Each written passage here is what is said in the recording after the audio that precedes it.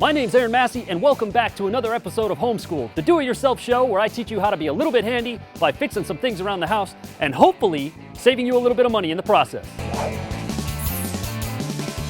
Today's project is how to fix a sticky door. For a complete list of tools you'll need to tackle this project, take a look in the description below. I rate these projects by how many F-bombs you can expect to drop while tackling the project. This one is fairly easy.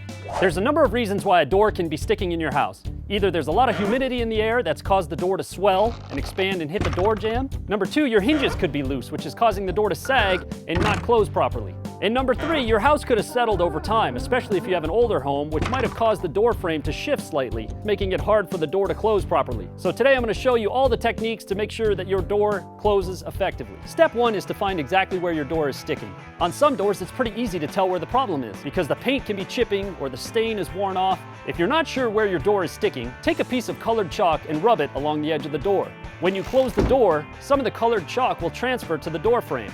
Then you'll know where your problem is. Step two is to check and make sure that your hinges are tight. Grab a hold of the door with both hands and push it against the side of the hinges. If you see the hinges flex, you know that they're loose. If your hinges are loose, tightening them down may solve your problem. Just be aware that in older homes, this may require removing several coats of paint. Make sure you score around the hinges before you start chipping paint off so that you don't accidentally chip more than you plan to. Anytime you're chipping away old paint like this in an old house, make sure that you protect yourself and keep small children away and pets so that you're not exposing them to what could be potentially lead-based paint underneath. So make sure you take the necessary safety precautions.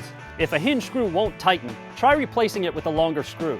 If using a longer screw doesn't work or isn't an option, try taking a toothpick covered in wood glue and sticking it in the hole. Clip off the end, and then in a few hours, try replacing it with a new screw. The wood glue and the toothpick should expand a little bit and give you enough traction to put in a new screw. If your hinges are tight and the door still sticks, it could be the result of moisture, or it could be that your door frame has settled. If that's the case, the best course of action is to take and sand the problem area. You can use a sanding block, sandpaper, a power sander if you have one, or even a hand or power planer. Just make sure you only take off enough of the door so that the door closes properly. Your first thought may be to remove the door. I don't recommend doing this because you want to just sand enough so that your door closes properly. You don't want to take off too much. Sand a little bit, try closing the door, sand a little bit more, try closing the door until you get enough clearance so that the door closes properly. Taking the door on and off a bunch of times isn't going to help you. It's going to cause more work for you. So I recommend just leaving it on and then doing a good cleanup job afterwards.